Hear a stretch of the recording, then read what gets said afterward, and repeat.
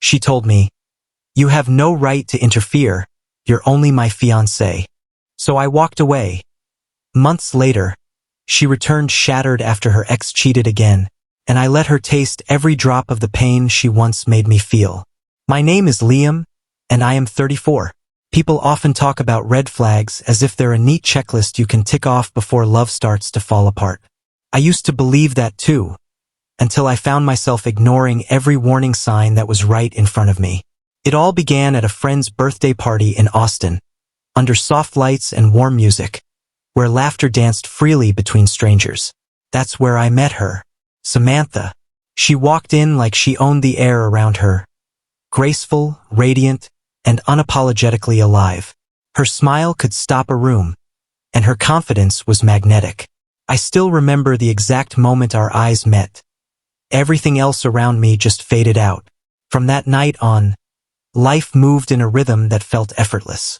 Late-night dinners turned into early morning texts.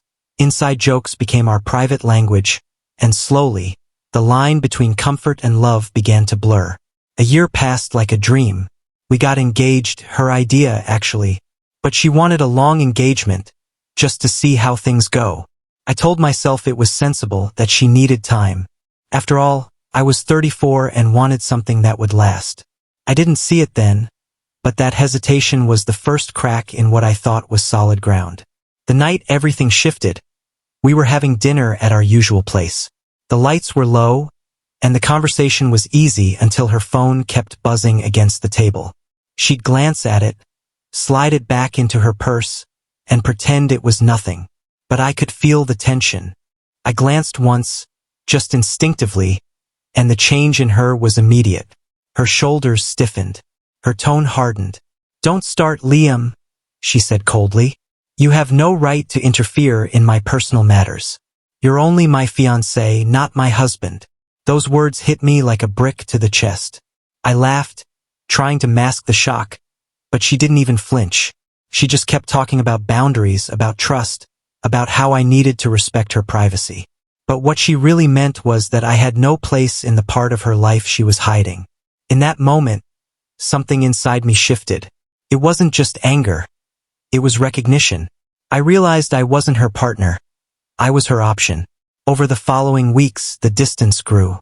She guarded her phone like it contained state secrets. Then one night, I saw a name flash across her screen, James. I knew that name. He was her ex, the one she'd once called her biggest mistake. Yet there it was over and over again. When I finally confronted her, she didn't deny it. She just looked me straight in the eye and said, "James was my first real love. He understands me better than you ever could. Stop acting like a jealous husband. You're not even that." Her words cut deeper than she could ever know. That phrase, jealous husband, felt like she'd quietly erased me from the life we'd built together. I sat there thinking about the nights we'd shared, the promises, the future plans, and it all suddenly felt fake. Like I'd been performing in a play she'd already decided to end. That night, I sat in my car outside her apartment for hours. I replayed every conversation, every laugh, every whispered, "I love you," until it all sounded like static.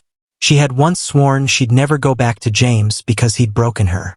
Now she was defending him again, as if her pain had been rewritten. I could have argued. I could have begged. But instead, I chose silence. I packed a bag, deleted her number, and walked away without looking back. In the weeks that followed, I built a quiet life. Work, gym, sleep, repeat. The silence that once scared me became a kind of refuge. Then one night, a friend told me James had left her again. It was almost predictable, the same pattern playing out like a script I already knew by heart. But instead of satisfaction, I felt something else. Acceptance. I finally understood that love shouldn't feel like a test you're always failing. It shouldn't mean losing yourself to prove you're enough. The lesson was brutal but necessary. You can't save someone who enjoys the chaos they create. And Samantha? She didn't want stability. She wanted power, the kind that comes from being chased, not chosen. Weeks later, around 2 in the morning, my phone lit up. An unknown number. I almost ignored it, until I saw the preview. Liam. I made a huge mistake. Please call me. James wasn't who I thought. I need you. I just stared at the message until the screen went dark again. I didn't reply, because I finally realized she didn't miss me. She missed the safety I represented. A month later, fate decided to test me. I saw her standing in a parking lot near my car. The woman I'd once known, the confident, flawless Samantha, was gone.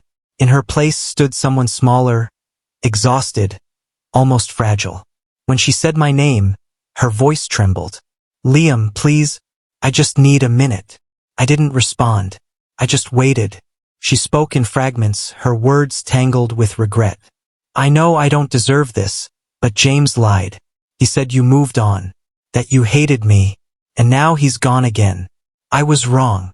Her eyes were red, her voice barely holding steady.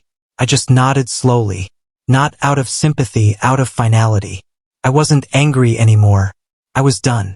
When she asked for coffee, I should have said no. But part of me wanted her to see the man she'd lost, calm, composed, unshakable.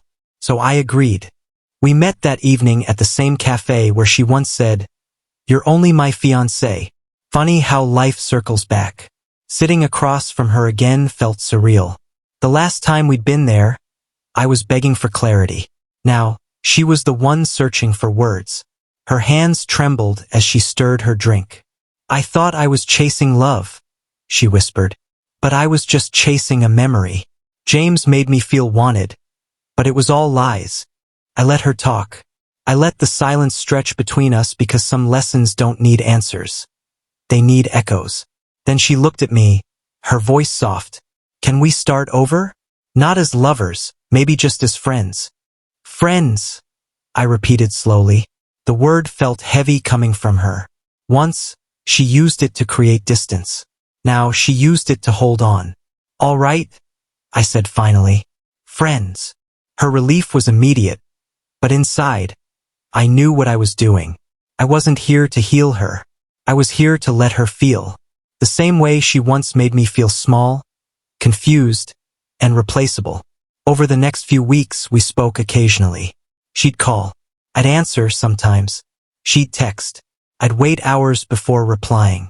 It wasn't revenge. It was balance. Slowly, she began to realize what it felt like to be the one left wondering. One evening, she finally asked, "Do you ever think we could try again?" I smiled faintly. Let's just see where life goes. The hope in her eyes was instant, but I knew I'd already moved on. Not to another person, but to peace. Weeks turned into months.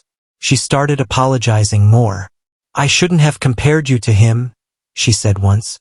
I thought I was protecting myself, but I was just running from what was real. I nodded quietly. Her words didn't heal me.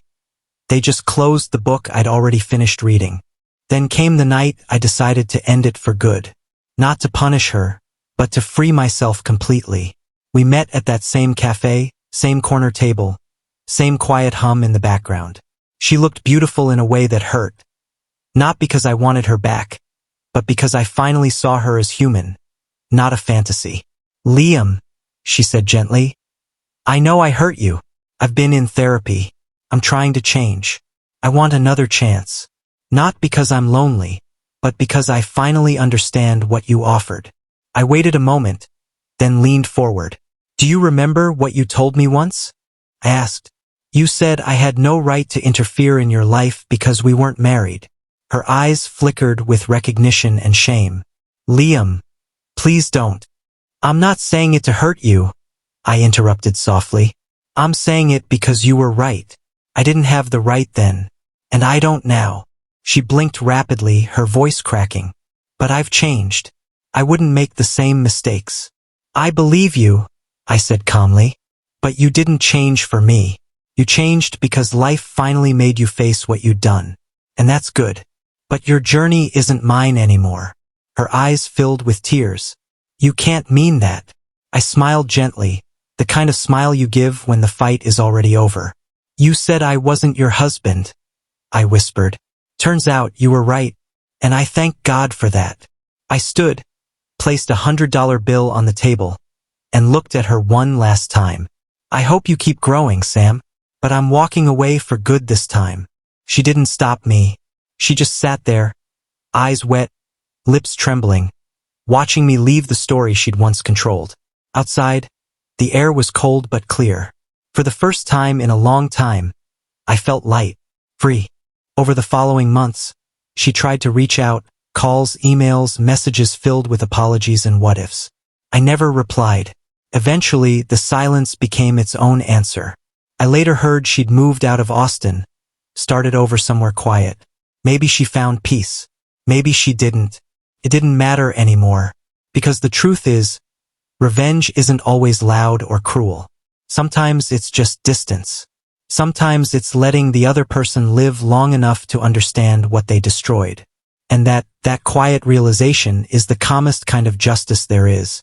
If you made it till the end, don't forget to hit that subscribe button for more heartfelt and powerful stories about love, loss, and redemption.